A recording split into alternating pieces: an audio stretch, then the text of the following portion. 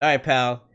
So you're gonna be in the building in Optus Stadium in Perth, Australia, in what, like 4 days time? By the time you hear this, for the Elimination Chamber, for the 2024 Elimination Chamber, pal. Are you ready? What's your hype level? Kevin, I've been thinking about this a lot, and the closer we get, the more surreal this feels. Now, for me personally, I've never actually been to a live wrestling show generally, regardless whether that's some indie show, let alone the WWE in a Really? stadium of 70,000 people. Yeah. Really? You've never been to a wrestling show live? Nah. Wow. Okay. So that's part to me of what makes this so exciting and so interesting because for someone like you, pal, you've been to a bunch. You're Yeah. seasoned. You go to one show which let's say is even pretty good. It was like a 7, 8 out of 10. You're like, yeah, but I've been to this show and this show, which probably a bit better. I saw the Hardy Boys come out live at whatever, all this sort of thing. For me, it's like just going itself, I'm grateful for the experience Right. generally. I know, like a lot of, I mean, we've discussed something similar to this in the last month or two. A lot of, not what we do exactly, but the wrestling community, especially this online sort of portion, is very much, oh, this wrestler shouldn't be pushed here, or F this guy, or Tony Khan this, or Paul Levesque needs to do this or this. There's a lot of that sort of just complain to complain for complain's sake sort of thing. But for me, I'm looking at this going, I've been watching since September 2011. That's nearly 13 years. Yeah, there was a couple of years there when I was in high school and like, around 2017, 2018, first half 2019 where I didn't watch because I just couldn't. It was so bad at the time. But outside of that, I basically watched the whole time in the last decade. So I'm looking at this going, I just get to go to a show. Like, that's awesome. I want to thank the Perth government for paying an extreme amount of money for this. I don't want to know how much they've paid. Kevin, you touched on this. We've got Elimination Chamber Perth is the name of the show. The Perth government have got their city name in the name of the show.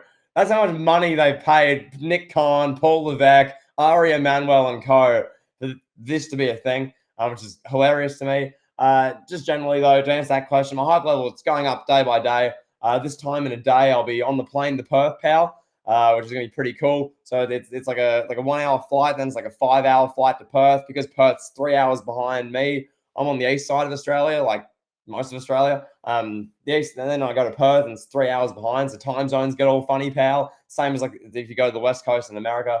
I Wait, can't wait, wait. hold on. I'm sorry. I've tried. I'm like my mind is blown right now. So it's literally a 1 hour flight, but it takes you back 3 hours in the time zone. No. So, but basically, where I am, so I have to get a 1 hour flight to like the Sydney Oh, a airport, which is connection like, flight. Okay, okay, yeah, which the okay, Sydney okay. airport's like Australia's big airport. That's Yep, where yep, there's like a million border securities, power people trying to smuggle drugs there all the time. yeah. There's security, yeah, that one.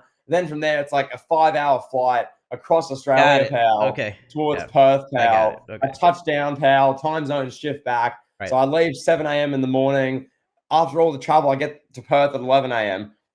Right? But Yeah, then on the way back, pal, I leave at like 7 a.m. I get there at like 4 p.m. It's weird. I get it. Anyway, No, I get it. It's like going from Florida to California. Kind of the same thing. yeah. So that being said, pal, I can't wait. I'm excited to just be there. I've got so many things in mind. And Randy Orton's taking a million years to get to the ring. I'm gonna shout, "Hurry up!" and all this sort of stuff. You got LA Knight. I just look forward to seeing him. Doing that sort of like the LA Knight stuff live, and just all the little things that go into like the experience of the wrestling show. Because to me, that's just going to be the funnest part. I don't really care. I'm not too fussed that the card may not be the absolute best card we've ever seen for a wrestling show. The going in, We'll pal. touch on that. We're not looking at this card going, oh my gosh, every match is like a 10 out of 10 for hype. But each match on its own merit should be fun. Outside of probably the tag match, I don't really care for the tag match. We'll get to that. But like Rhea Ripley's match was Nia Jax. That's going to be a huge deal. The crowd's going to go off for that. And the Yeah. Rhea Ripley is going to be the biggest face in a long time for that match. There's going to be 70,000 people cheering, and no one's going to be cheering Nia Jax.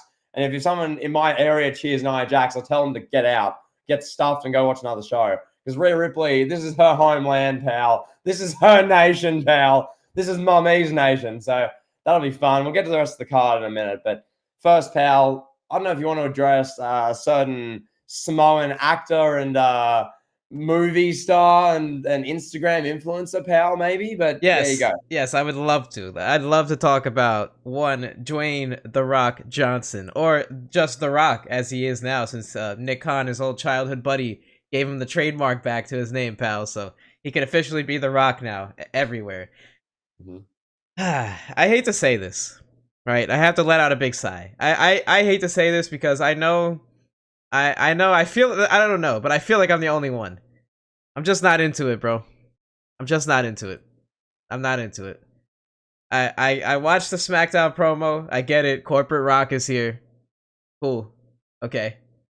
And I guess the main reason why I'm not into it is just because I take away the emotion and I look at the facts, right? The facts are The Rock is here for like a few reasons. One, Black Adam flopped. Two, his show flopped. So he's in PR mode trying to save his image. When we needed him in 2016 to save WrestleMania, all he could do was hold up a torch. When we needed him in 2021 to save WrestleMania from Roman versus Brock for the millionth time, where was he? Oh, I gotta do Black Adam, pal. Gotta film Fast and the Furious, and then John Cena took his spot, so he lost Fast and the Furious. Now he's here in 2024 in Damage Control for his own image. And I look at that, I'm just like, I see through it, bro. I'm just like, we know you don't want to be here, you know? Like, we know you don't really want to be here. You would have been here, you would have done this match with Roman a long time ago. You would have done this storyline a long time ago if you really wanted to. And it's cool, he's cutting the promos, he's playing all the hits. He's playing all the hits, he's doing the heel promos, calling people fatties, telling them he'll smack the herpes out their mouth. Cool, it's classic Rock stuff. It's funny. I get it. But it's like, how do I phrase it? It's like, do we need it? Do we need to see it? Cody, like, this is supposed to be about Cody Rhodes. This build to WrestleMania. Now it's minimized Cody. And he's still gonna get his moment. He's gonna beat Roman. Nice. But in all reality, this is gonna be boiled down to a commercial for WrestleMania 41 for Rock versus Roman. And Cody's win is gonna be second or third fiddle, depending on what happens, what else happens in the rest of the show. Like if CM Punk's entry turns out to be a work, and CM Punk were to come back tomorrow, that would be second, and Cody winning would be third fiddle. Right? So, I don't know. I'm just not a big fan of it. Like, it's cool to see him do his stuff. Yeah, the promos are great. Yeah, they're funny. So yeah, sorry to bring everybody down. I know everybody's gonna hate that. But remember, we all hated The Rock 2 weeks ago when he had that stare down with Roman, and now everybody loves him because he's telling people he's gonna slap the herpes out their mouth. Now, you're not wrong about anything relating to him not being here when he was needed, right? Then we've touched on all this in like our 4 different 30-minute videos we made on this in like the last 2 weeks. We touched on all this. But like, you know, my view is now that he's back, I was very entertained by that segment where he's coming out with the $10,000 singlet thing, pal, and he just Roman does his promo, and then Rock just talks for 10 straight minutes and doesn't let Roman get a word and makes him look like a punk bitch and just like cooks the crowd. I was very entertained. I was captivated. So from a selfish point of view, pal, because it's all about what entertains me and how I feel. Yeah. Because that's all this is about, pal. It's all about my feelings, and if I'm entertained, right. I was very entertained. Yeah. So I like that in that regard. Obviously, this is the sort of stuff I mentioned 10 minutes ago when I was saying, like, regardless of the politics or this person's like this, or this is actually why it's happening, and I don't like this because regardless of that's part of wrestling, I'm just happy to be saying it, pal. Yeah. That's sort of my tone with all this. Yeah, Dwayne The Rock Johnson, as we've discussed, pal, he couldn't wrestle a 2-minute match if his life depended on it at the moment. He would literally need a ventilator and die. But that's not the point, pal. The point is, pal, we're getting a commercial for WrestleMania 41 or WrestleMania 40. Cody's main event is going to be overshadowed, pal. He's going to finish the story. The camera won't even show him. They're going to show Dwayne and Roman facing off. Dwayne WrestleMania 40, pal. Cody's going to be off in the corner like a cuck with his championships. He's going to be over on Raw. Forget Cody Rhodes. Rock and Roman, pal. Rock and Roman. Joseph and Hawaii versus Rock.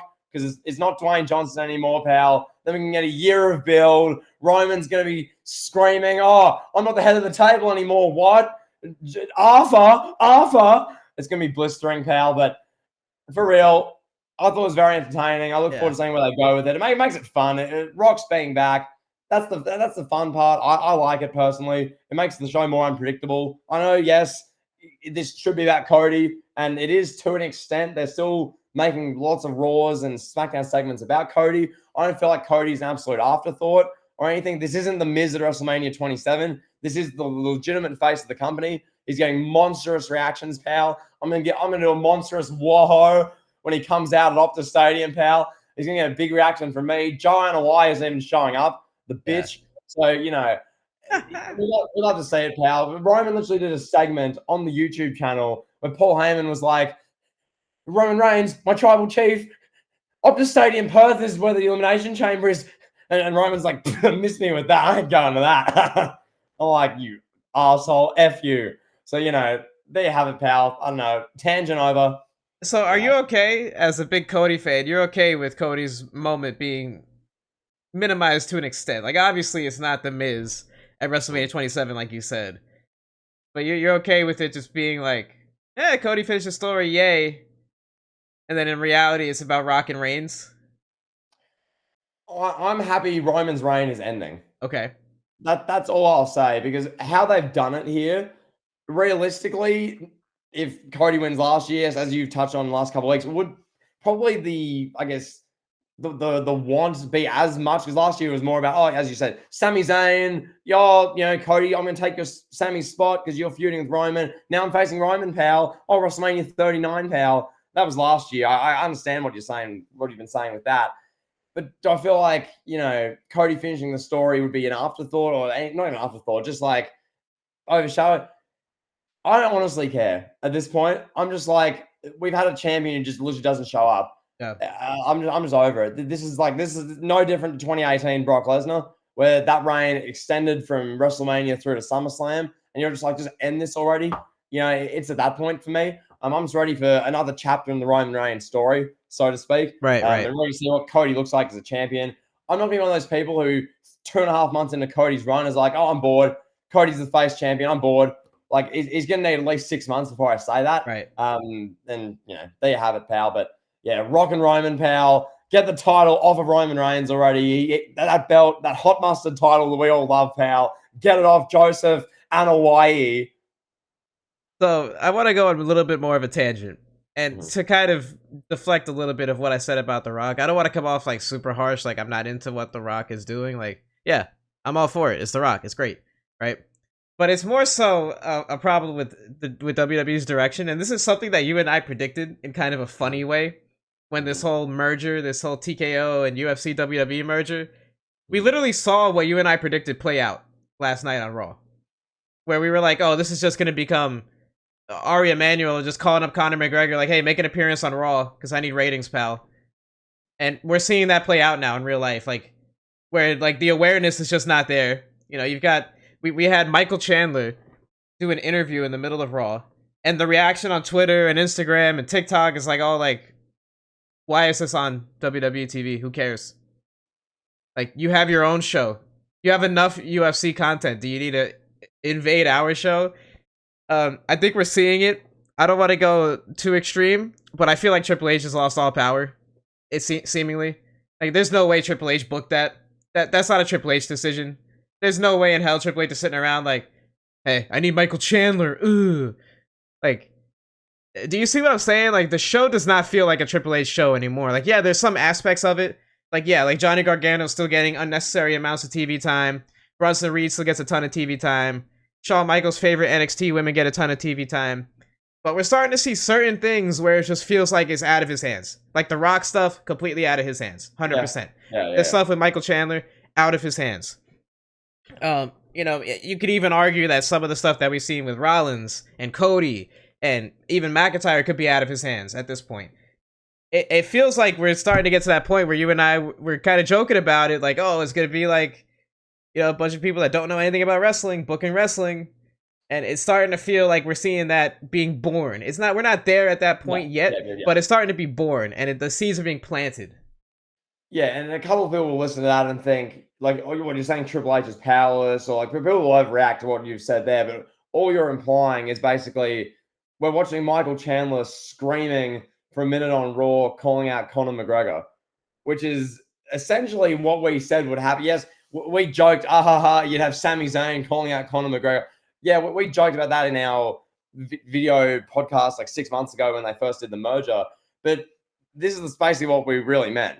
You got Michael Chandler screaming like he's 1989 Ultimate Warrior into the microphone, calling out Conor McGregor in like a hated, screaming 40-second promo in the second hour of Monday Night Raw. It's like, okay, interesting. Obviously, Triple H still has his hands in the weeds of which wrestlers get the TV time here, or yeah, as you say, I want Bronson Reed to get a spot here. I want my NXT women here. I want this wrestler there. You can see his hands all over the talent and his DNA all over which talent gets TV time. Judgment Day is a prime example. Yes, And how yes, to use those guys. Like, that's just a Triple H creation. But yes.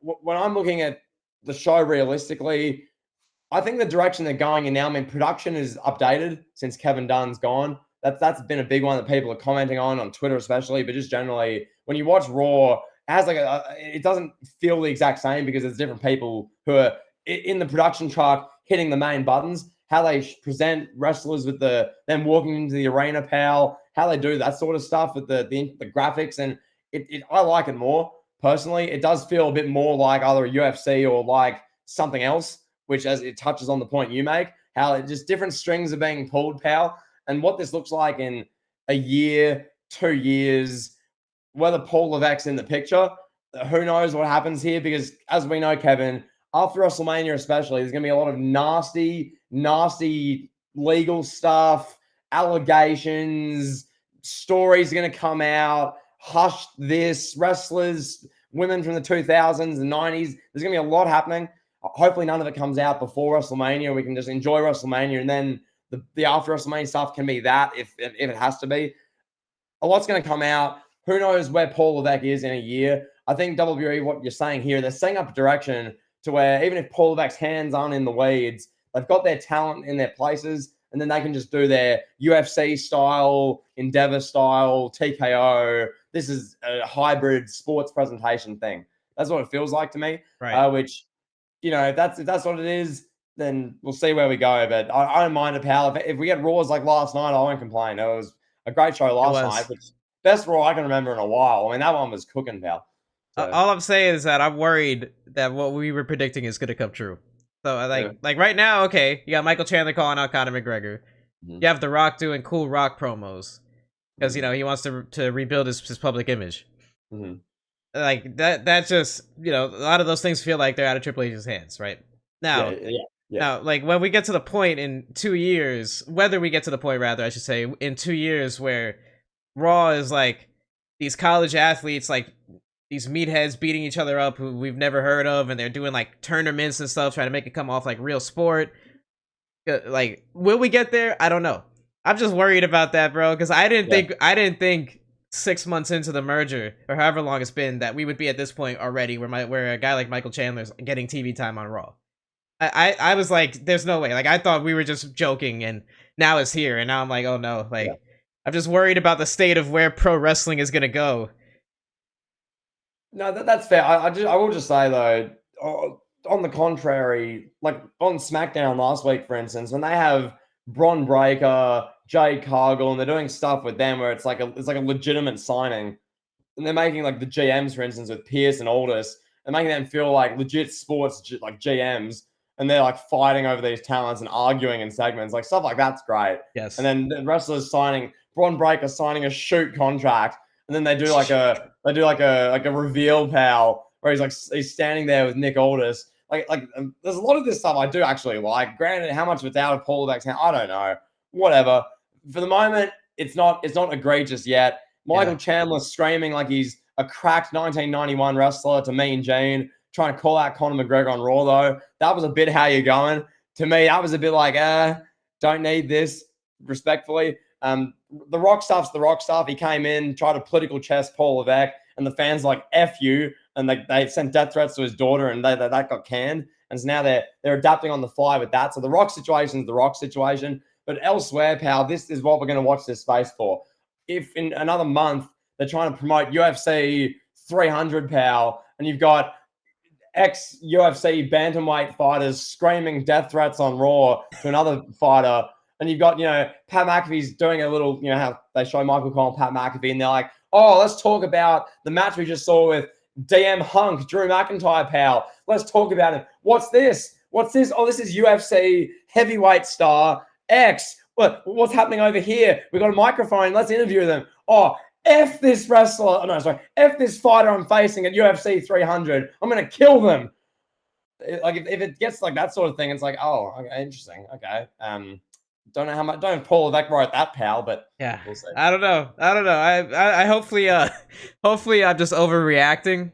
Yeah. I hope I'm gonna go back and rewatch that podcast we did and listen to what we were talking about, and man, I hope none of it comes true. We planted seeds of what the Michael Chandler, Conor McGregor thing. We planted seeds of that 6 months ago, and the seeds are sprouting.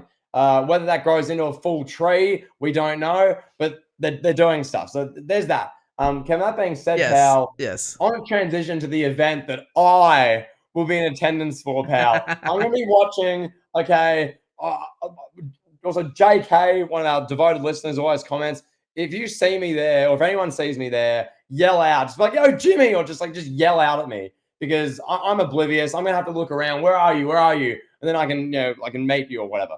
So there's that. That'd be cool. Yeah. That'd be dope. Just seeing the listeners live, Anyway, this being said, pal, I want to discuss the first match. The match, one of them, I'm probably second most looking forward to this match, pal. Rhea Ripley, Nia Jax. This match, yes, is it going to be... Hold on. Before we talk about the match card, I want to ask you a question. Yeah. I'm sorry. I didn't mean it. I think we should address this before we break down the match card. Yeah. Overall, let me ask you. I know you said you're just happy to be at a wrestling show. You're just happy to be here, pal. Like undercard talent from 2018. Now, let's separate like that emotion from this. Let's talk about this objectively, right? If you were like in a like, let's say you're someone that has been to like 10 WrestleManias, like all these SmackDown shows, Raw shows, Royal Rumble, Survivor Series. What would be your excitement level for this card if you were let's say you're buying the tickets when WWE announces, oh my god, Elimination Chamber in Perth. You don't know any cards. Then you're hearing all the rumors. Oh my god, we're gonna get Rock and Roman here, maybe. Oh my god, Punk's gonna be here. We're gonna have Cody wrestling. Rollins is gonna be wrestling. And then it boils down to a 4-match card with the headlining match being Rhea Ripley and Nia Jax. And now again, as someone that's been you're putting in the mindset of someone that's been to 10 WrestleManias, all these shows. What would you be thinking? If I'd been to 10 WrestleManias, I'd be like, oh. Like if I lived in Perth, I'd been to 10 WrestleManias. Like I was like green shirt guy. I've been to 20 WrestleManias, pal. I lived this. I look at this card and go, oh. Yeah, that's what I was thinking too, because I was looking at this card and I was like, how the hell, like, this is crazy that WWE sold 70,000 tickets for this and this is the card they get. This shows how much power WWE has right now. How much cachet they have with fans. They could not do this in 2017. There's no way they could get away with this. About in 2018 when they brought Super Showdown to the MCG, and they had to bring out The Undertaker, Triple H, Kane, Shawn Michaels out of retirement. You needed like a million different draw cards because the product was dead. They sold like 40,000 tickets before 2023 ended. So all they really needed to do was try and sell like 20, 25K tickets in the last like month or two, which is not to say it's easy, but considering you have a big stadium show in Australia, people are flying into this. Like it's a big deal. So, they've done that. And this is like what we discussed with WrestleManias the past few years. They could have put on anything for this. And people like me, Australians or just generally people in this part of the world are like, oh my God, yes, I need to see this show.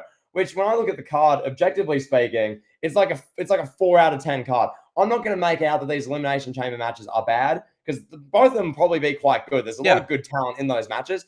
I think, will they be the best chamber matches since whenever the last best chamber match was? Maybe. I don't know. But chamber matches historically aren't usually 5-star classics. They're usually pretty good. You watch it on the show and you enjoy it. There's not a match you generally go back and watch traditionally. Like I don't find myself sitting on Binge Pal or for you it's Peacock or whatever, or WWE's YouTube going, damn. Like I'm sitting there, it's like after dinner. I'm sitting here at like 7:45 p.m. damn, I got to go back and watch the 2012 Elimination Chamber match where Santino pretended to be Rocky and nearly won the World Heavyweight Championship.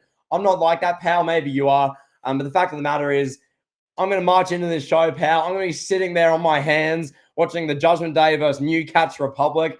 I'm just going to be like, I'm at the WWE, pal. I'm experiencing the show, pal. Do I care about any of these 4 wrestlers in the ring? Priest a little bit. The other 3 couldn't care less. I do not care. But the rest of the matches, I'm all interested in. The Grayson Waller effect with Cody is probably the thing I'm most looking forward to. Spoilers. And Rollins. That's going to be like the most fun thing on the show. Yeah. Seeing Grayson Waller live, like, he's Australian. He's the most represented, I feel, by an Australian ever. So seeing him live is going to be great. Yes. Doing the Cody thing, I'm most excited for that. Yeah. Because as I'm sitting there in the middle of Rhea Ripley, Nia Jax, just booing Nia Jax, I'm not going to be like, oh, this is a classic card, pal. I've been to 10 WrestleManias, 45 out of 10 show. I love it. No, it's not going to be that. It's a pretty meh show. Like, they've gone, we're going to sell out Perth regardless because people like Jimmy are going to go. We're going to charge like $200, $300 for tickets in spots that shouldn't be that much money. There you go, pal. I look forward to it anyway. It should be fun. I mean, as you should. You should look forward to it. It's going to be a crazy show. Like, you're going to witness... It's still a good show, regardless. It's still going to be fun. You're going to be witnessing a lot of fun. Like, wrestling right now is fun. And to be there with 70,000 people, it's a feeling that's unlike any other. It's really, like, an incredible feeling. So it's good that you get to experience that. And this is probably a better first show than you going to, like, a house show on, like, the 2013 Circa Australia tour when they're, like, in Australia and Samoa, New Zealand, and Japan. This is probably better for your first live experience. You know, at least you get to see Cody and LA Knight and Randy Orton and McIntyre. Imagine you're at that 2013 house show in Australia and Ryback's like, I don't want to wrestle tonight, bro. And instead of like getting Ryback versus CM Punk, the main event is like R-Truth versus Kofi Kingston. I know. No, and then it's funny, man. That was literally they used to do that circuit in like Sydney, so it'd be like 3 hours from where I'm at, and like I'd always think I could go to this, you know, I could go and watch Ryback versus Daniel Bryan in 2013. I just don't care. I'm not gonna drive 3.5 hours, stay all that to watch that rubbish. And there was the same thing with Super Showdown 2018. I'm not driving 6 hours to Melbourne and trying to find accommodation in the heart of the CBD to go to the MCG to watch a 57-year-old Undertaker versus like Shawn Michaels and Kane. I don't care. I'm not interested. But at least this is a hot product, as we saw on Raw, pal, as we know. So it's going to be blistering, pal. I'm going to be screaming, whoa, as Cody Rhodes comes out 5 weeks before he finishes the story. And then that gets overshadowed by The Rock's political chess and Joseph Anoa'i and playing head of the table and Samoan political chess with Arthur, pal. Yeah, it's also to do that whoa live, bro. Like being there at St. Petersburg, it was awesome. You know, I got to do it a few times at AEW shows. It's great. It's a great thing. Yours is gonna be a lot cooler than any of the ones that I've been to. 70,000 Australians that are wrestling starved, that don't get live events. They're gonna put that all their heart into that whoa. Where you know you got a bunch of like when I'm at the Royal Rumble in St. Petersburg, you got a bunch of spoiled fans that have been to like 10 Royal Rumbles that are like, I watched Rey Mysterio win in 06. I watched Cena come back in 08. This is nothing, bro. You know, so it's definitely gonna be a different environment for you. It's gonna be a hell of a live crowd, man. Like as an American, I can say the international crowds are better. We saw it with Detroit and SummerSlam last year. Chicago, the crowd was good, you know, with Punk coming back and Orton and all that stuff, but you know, it's still not at the level that it was for like Money in the Bank. And and the show in Puerto Rico and Saudi Arabia, like the crowds are just more hyped. They're more into it. They're into everything. They're more appreciative. That's the thing. They're more appreciative. That's it. And it's gonna be fun. It's gonna be a hell of an experience for you. I didn't know this was your first live event, so yeah, it's gonna be a hell of an experience. I mean, that's really what it is. Like as you say, it's just like the international crowds are generally more appreciative. That's basically what it is. You know, it's so wrestling starved. I'll say it for the 5th time this show, but just everyone hammers home the point. I didn't want to watch Undertaker versus Kane or whatever versus Shawn Michaels at 57. I didn't want to see that 6 years ago. Now we've got a blistering hot product, pal. LA Knight's going to come out with a microphone. He's going to be like, Perth, Australia, let me talk to you. I'm like, yeah! It's just going to be elite, pal. I'm going to be screaming. I'm going to start a DM Hunk chant on the kickoff show just so Drew McIntyre gets it. Oh my god! Blistering, pal. Can't wait. All right, now let's get to the match card. Okay, let's do it. So You want to talk about Rhea Ripley and Nia Jax first? You want to lead off with that? Sure do, pal. Yeah. Everyone knows Rhea Ripley is like the biggest Australian star wrestling's ever had. Yep. Realistically, as far as like, I mean, she mentions it in her promos. She's a big deal. She's gonna march into WrestleMania after this and face Becky Lynch, and probably like the biggest women's match of the last 5 years or maybe ever. So that being said, who's gonna win? We know Rhea Ripley's gonna win, but really, all this match is about, it's gonna be maybe a 10 to 12 minute match where no one in this crowd is gonna cheer Nia Jax. Yep. Nia Jax is going to be like 2006 John Cena at One Night Stand. Pretty much. That's what this is going to be. Like, my whole bay, I can speak on behalf of the whole bay I'm sitting in, pal. Everyone who's sitting in that bay, women, children, elderly men, fatties, everyone. We're going to be in that bay cheering Rhea Ripley, booing Nia Jax. We're just going to be like, pal, there's going to be a thunderous, mommy, mommy, like just a thunderous chant. Going to be chanting for Rhea Ripley. Nia Jax will have a headlock. She'll be screaming, loud boos. Okay, that's what this match is going to be. It's going to be the crowd getting behind Rhea Ripley. She's the homeland, as they say on Raw, the homeland hero. It's going to be fun, pal. Will the match be very good? No, probably not. I don't expect a 5-star Michaels Undertaker epic, pal. I'm not expecting Jim Ross screaming on commentary, he's got him! He's got him! Undertaker wins! Yeah. I don't expect that, pal. Oh, my God. I do expect Rhea Ripley will end up, like, power slamming or, like, rip-tiding Nia Jax. She gets the pin. They'll pan to me in the crowd, pal. I'll act like I've seen food for the first time in 3 weeks. Yeah! Yeah! It's going to be blistering, pal. Oh, my God. Wow. That's a hell of a description. Jeez, I don't know if I could follow that. Yeah, I mean, I'll speak for me from my perspective. Yeah. Rhea Ripley. From the perspective of an American watching this at like 5:30 a.m., you've woken up like 3 hours earlier than you usually do. You have on a Saturday morning. On top of that, you have like 3 coffees in your system. Your eyes are barely open. You're watching this show. I mean, for you, for content, because you watch wrestling generally. But put it in your perspective. You wake up at 6 a.m., have like 3 coffees. What are your thoughts? Bro, I mean, honestly, if it wasn't for the content, if it wasn't for the podcast that you and I have, like, if I didn't know you, if I was in an alternate universe where I didn't know you, I probably wouldn't even watch the show, like, live. I'd catch the highlights, like, just being honest. But because of this podcast, because of our connection, I'm going to watch this. I'm going to wake up early and watch this, and, get some coffee in me, get some café con leche in me. So, I'm looking at this, like, this match, Rhea Ripley versus Nia Jax.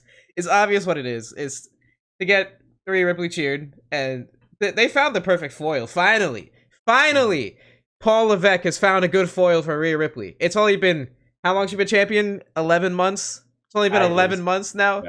Yeah. Where, like, they couldn't find a heel to save their life to put up against Rhea Ripley. Now here we are. We finally got a good heel. Yeah, Nia was the most hated wrestler at the Royal Rumble by far. Out of everyone, men, women, and everything in between. She was the most hated wrestler. Yeah. In St. Petersburg, in Dusty Country, as Cody put it, pal. Yeah. And she's going to be even more hated come Australia. And this is going to be, like you said, maybe a 10-12 minute match, right? I imagine there'll be a little bit of back and forth. Like, we'll probably get maybe like a 3-minute span where Nia's just beating the hell out of Rhea Ripley to really milk the booze, and then Rhea will make a Hulk Hogan 1988 like comeback. She's gonna Hulk up, start shaking her hair and just going crazy, eating punches. Come on, hit me, come on! And she's just gonna pick up Nia and slam her or something. We'll get a big body slam. Oh, gorilla! She slammed him. Oh my God! But pal, you'll have Vince McMahon come back on commentary for this match, pal. No, like, this is just going to be, like, Nia will be dominating the match, doing chin locks. It'll be 6 a.m. You'll barely have your eyes open. You'll be bored. Nia will be doing chin locks. I'll be, like, in my bay, just being like, I'll stand up. You suck! You suck! Just, like, starting just loud you suck chants. It's going to be blistering. The match will probably be a 2 out of 5 stars, but it's all about presenting Rhea Ripley as the homeland Australian pal. Yep. Same thing as Zelina Vega versus Rhea Ripley from Puerto Rico. Yep. It's the same sort of premise. Just like, Rhea Ripley will be cheered regardless. You could have her go out and wrestle some local independent star no one's heard of. It will still get a big reaction. So, there you have it, pal. Yeah, I guess that's the main sell point of this show for the live crowd. Yeah. And then the Cody segment, obviously, is probably the second biggest sell point, like you said. All right, so let's talk about the tag team match. Let's get that out the way. Let's get our analysis out of the way of this. Yep. it seems like the tag team titles have been in this alternating, like, I don't know how do I phrase it? Like, I don't want to say the matches are pointless, but it just feels like the tag team division is not a focal point. Like, it felt like a focal point last year, going into WrestleMania, then coming out of WrestleMania. Yeah. And then Kevin Owens and Sami Zayn were just left off of countless pay-per-views, like, from August on, until they lost the belts. So it's like hot and cold with the tag team division, and then it's like, oh, the Usos are facing Kevin Owens and Sami Zayn. Oh, Judgment Day got their match, pal. Oh, Judgment Day won the titles on Raw. Cool. Love that. Great. It's just props for Triple H's favorite wrestlers to hold around. Yeah. Like, Damian Priest already has a prop. I hate to say this. I hate to publicly admit this, but Damian Priest has been a flop as Mr. Money in the Bank. Please abolish the Money in the Bank concept. There's no point. Damian Priest is not a believable champion. Nobody in their right mind will believe Damian Priest beating Roman Reigns, let alone Seth Rollins on top. Like, you know, it'd be more believable. But I mean, come on, can you really see Damian Priest beating Roman Reigns? I mean, would anybody buy that? Like, imagine WrestleMania 40 ends, right? The Roman Reigns just spears Cody, pins him 1, 2, 3, goes off the script because he wants to keep his title. So Triple H executes a Philadelphia screw job, pal. You know, we get Roman and Rock fired from WWE. Rock's off the board. Triple H is removed from creative, pal, and the show goes off the air with Damian Priest winning the title. Like, what? Like, that'd be the end of wrestling, bro. We'd have to phone in this podcast. You know, people would be canceling Peacock subscriptions in droves, and that's not the kind of guy you want as a potential next champion. Yeah. Like, he's holding a ticket to win a championship. Seth Rollins has been hurt for 4 months. Seth Rollins can't walk. 6 months. I think it's been like 6 months now that Seth Rollins can't walk. And Damian Priest has, he's threatened to cash in like 3 times in 6 months? I'm sorry. My tangent is over. We're watching the press conference, watching the last month of segments. Rollins, granted, he saved it a bit with that Shield prime. Cody, I'll be your Shield at WrestleMania. He saved it a bit there. But Rollins is being punked. Like, Roman has zero respect for Cody. Roman has zero respect for Rollins. Cody's beaten Rollins a million times. Rollins is down here, injured, crippled, and he's still way above Priest, who's Mr. Money in the Bank. So, here's what it is, Kevin. All I'll say on this match is this before we can move on. The bathrooms in Optus Stadium are going to be long. The queues at the bathrooms are going to be long for this match, pal. Yeah. When new cats come out, Pete Dunne and Tyler Bate, I don't care how good Tyler Bates' matches in NXT UK were. I don't care how good Pete Dunne wrestled against Walter at NXT TakeOver New York in 2019. I don't care. When they come out in front of me at Optus Stadium in Perth, I'm going to go, yep, thank you. Can we move aside, please? Little child, move your popcorn. Thank you. I'm off to the bathroom. I'll be back. So I'll line up. It'll be a 15-minute bathroom trip. I'll come back. The match will be crescendoing, pal. Probably be a good ending. Every YouTube slideshow review will probably give it 4 stars. Great match. Wow. Jimmy, you missed a great match. I don't care about really anyone in it, pretty much. I don't care. I'm going to be in the bathroom. If the line's not too long, I'm going to go get some food as well, but I don't think I'll be able to get both done within 15 minutes. I think the line to the bathroom will be like 15 minutes, and the food line will be like half an hour. So realistically, I want to get both done during this match. This is a piss break. That's what this is. Let's call it like it is, pal. This is a bathroom break. Fergal Devitt, I don't care. Just because he interjected himself and played political chess in 2021 during Roman Reigns versus John Cena's SummerSlam build, I'm not now going to go, oh, Fergal Devitt, pal, the guy who concussed Edge at WrestleMania 39 in Hell in a Cell. That guy, pal, the one who had blood everywhere on a ladder at Hell in a Cell. That guy, oh, I want to see him face New Cats Republic, pal. Don't care. Next, move on. Next match. Let's talk about the chamber matches. I can't wait to see you spend $20 on a pretzel and a soda, pal, while this match is taking place. All right. Yeah. The women's elimination chamber match. Yeah. So this is a opportunity at a women's world title match at WrestleMania 40. So the participants are as follows: Becky Lynch, Bianca Belair, Liv Morgan, Tiffany Stratton, Naomi, and Raquel Rodriguez.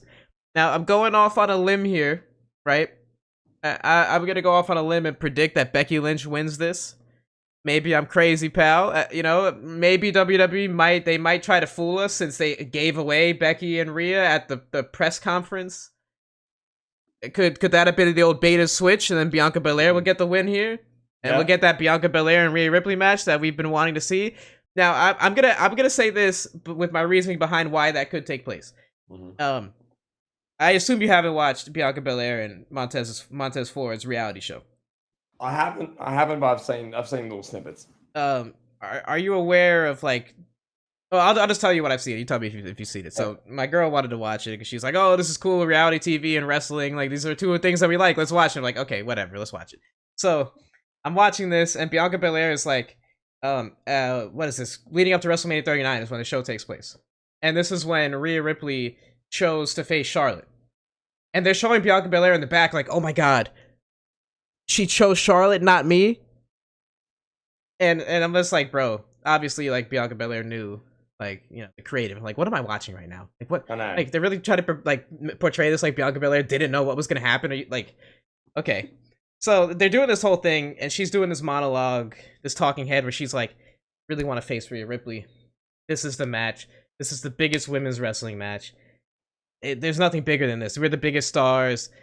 The people want to see it. We're in our primes. So I'm thinking because this Love and WWE show is so hot right now, and they're choosing to tell that story where Bianca wants this match with Rhea Ripley last year. Yeah. I think they could go that direction. And it was kind of odd that Becky and Rhea had the face-off at the press conference without really any reason for that to happen. Bayley is the only one that's entitled to a match, and she's facing Io Sky after winning the Royal Rumble. So I think we could be seeing a bait and switch situation here. I think Bianca could win. I mean, I'd like to say that. Realistically, I'll just give my, once again, blunt, raw, honest opinion of someone going to the show. I'm actually interested in everyone in this match besides Raquel. I don't care about Raquel. When she's entering, I will be sitting on my hands. I don't care. I don't care to see Braun, Adam Scher Strowman's body lift a girlfriend. I don't care. I'm not interested. Jesus. Tiffany Stratton's, live. Cool. I'm not going to complain. Nice work rate. Live. Not going to complain. Naomi's entrance live. You saw it 3 weeks ago. Not going to complain about that. Bianca Belair, that's the women's Giannis. I'm not going to complain about that. And then Becky Lynch, not going to complain, pal. I'm not the second of the wrestling audience who just hates Becky Lynch for next to no reason. That's not me. I look forward to seeing most of this. So interested to see how this match goes. All I do know for sure, pal, this will be a whole hell of a lot better than 2020 when Shayna Baszler would just beat everyone in 15 minutes in the worst Elimination Chamber match since December to Dismember 2006, when there was an ECW political rig job that caused Paul Heyman to leave the company. This will be better, I can tell you that. It'll be fun. Whether bait and switch happens, I don't know. I don't honestly mind. Rhea Ripley versus Bianca Belair, Rhea Ripley versus Becky Lynch, both of which are big WrestleMania women's matches. So I don't mind what they do. It's going to be pulsating, pal. All I do know is this. Raquel Rodriguez comes out, pal. I'm going to stand up. I'm going to sit on my hands. I'm like this. Making no noise, no reaction, because I don't care. Thank you. Are you going to be going crazy, pal, as Becky Lynch and Bianca Belair have their stare down when they're the final two participants? I'll just be chanting Rhea Ripley during that. I'll be like, Rhea Ripley! Just like, and then everyone will be chanting Rhea. As they're facing off, everyone will be chanting Rhea Ripley. Oh, yeah, you're going to successfully start a chant, pal. I love that. I hope you do. I'm going to be chants starting the whole night. I'm going to be like a beast. I'm going to be starting Rocky Sucks chants in the middle of like the tag match. Like in the middle of that, whatever stupid tag match, watching Finn Balor doing a drop kick. I'm like, Rocky Sucks! Rocky Sucks! Oh, my God. I love it, pal. So any other analysis you want to offer on this women's Elimination Chamber? I want to move on to the men's match, pal. This is going to be really good. And the quality of this match, the talent in there, this should be a great chamber match. Once again, how this ranks all time amongst chamber matches, I don't know, pal. But the match will be really good. Very high expectations of this match.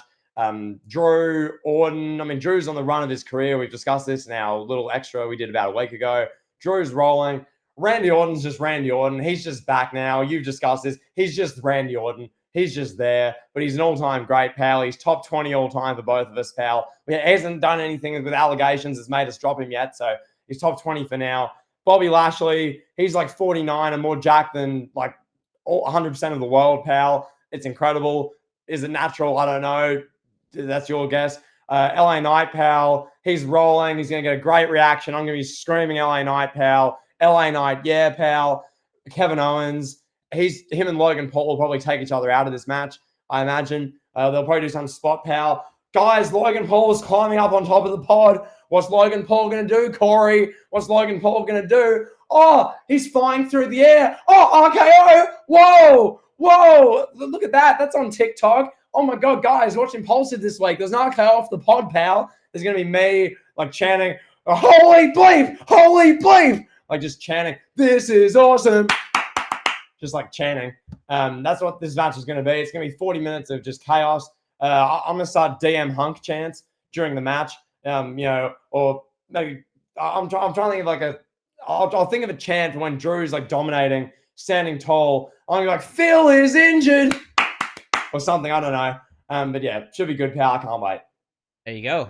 I mean, yeah, I think you pretty much predicted like the big spots.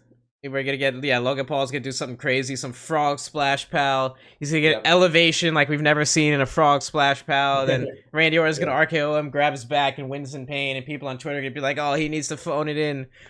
So I don't know what's going on with this one. This should be a really good Elimination Chamber match.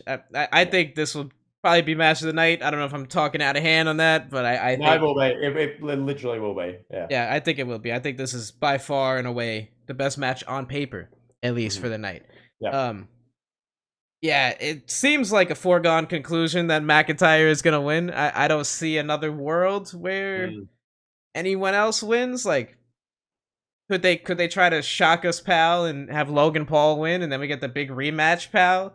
Do some ratings? No, this is McIntyre's night. Yeah. It's McIntyre's night to finally get his moment in front of 70,000 fans and hopefully go to WrestleMania in Philly and beat Seth Rollins.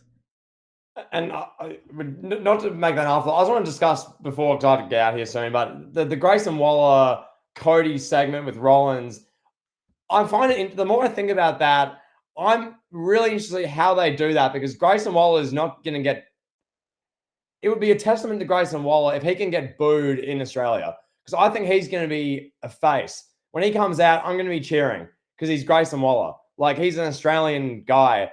So you put him in there with Cody, the biggest babyface we've seen since, like, God knows, Daniel Bryan for a 4-month span in 2014, or like Cena when people liked him in like 2005. Like, it's an interesting dynamic, because I guess I'll just cheer everyone in the ring. I guess that's what they're going to make me do. Like, when Grayson Waller is making, really snide remarks with Cody, you won't finish your story, lad. Cheer if Cody won't finish his story, guys. Yeah! Like, I don't know how they're going to work that segment. I'm interested to see, because they're all faces, really. Like, Grayson Waller's a heel, but he's a face. He's in Australia. So, I don't know. Yeah, I think it's going to be interesting. Are we going to get an interesting angle with that? Like, do you think we'll get another hooded Samoan, pal? We had Solo in a hood last night on Raw show up. Will we get a Solo in a hood show up to attack Seth Rollins' injured knee? Like, what? Like, do you think anything, or is it just going to be like a straight talk show? I think The Rock comes out here because, I mean, the Perth government's paying him like $15 million to show up for The Rock. That was like a big story 5 weeks ago. The Perth government paying millions and millions for The Rock just to come to this show. Roman's not going to be there, I don't imagine. That's what they made it seem like. So I think Rock will be there. Like, I'm representing the bloodline. I'm doing our bloodline proud. I'm the head of the table. The head of the table shows up in front of 75,000 people. He gets a little cheer. Then he goes, shut your mouths. I don't want to hear your Australian outback redneck hillbilly mouths cheering The Rock or something. I don't know. Whatever. Something like that. The Rock will be there, I think. And then that way everyone can cheer Cody, boo Rock, cheer Waller. And then they can do something where maybe The Rock bottoms Waller and gets booed or something. I don't know. Yeah, I guess that, like, something like that. Yeah, it's kind of interesting that Cody and Rollins are going to be on together. And you think there'll be anything where like people want to see a Cody Rollins Roman Rock tag match? You think we'll see anything with that, where they're like, where Rollins and Cody, like, we're united against you guys, bro? Yeah, I mean that. Let's be honest. Let's call that like it is. That's a desperate attempt to save Seth Rollins' relevancy. That's all that match is, because Rollins is like the biggest fourth wheel you've ever seen in that. But I don't know, pal. That being said, it's gonna be a fun event. Card on paper is like a 3-4 out of 10, but being alive will be fun. We'll do an elite heat shortly after, once I get back to Perth, or once I get back to my hotel. We'll discuss this, and I'll yell about watching whatever we watch. Should be fun. Any closing thoughts from you, pal? Oh, man. Hey, have fun, pal. Safe travels. You're walking into Perth, pal, and you're gonna be there. We've hammered that home. Jimmy's gonna be there, in case you didn't know. JK, go see him. Say hi. Hi, JK. JK is the guy that we've both accused of being the other's burner account, right? Yes. Yeah, exactly, pal. So we'll see. Maybe he doesn't really exist, pal, and that's just your burner. You know, who knows? So there you go. Yeah, good stuff, pal. We'll see you after the shows. Peace. peace.